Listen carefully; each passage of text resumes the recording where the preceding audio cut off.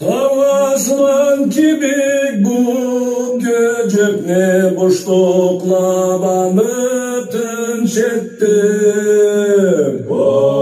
Gece batında birisi düşümdekini yesin ettim. Burnun çüyüre çıkan göcekne burnu bulasadan sürdürdüm. İki ayaklı zarifliğini da içlerim hatta gülürdüm.